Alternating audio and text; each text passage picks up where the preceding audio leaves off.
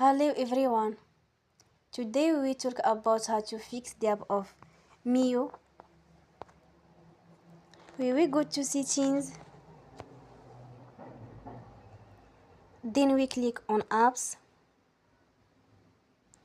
After that you will search the app Meyo and you will click.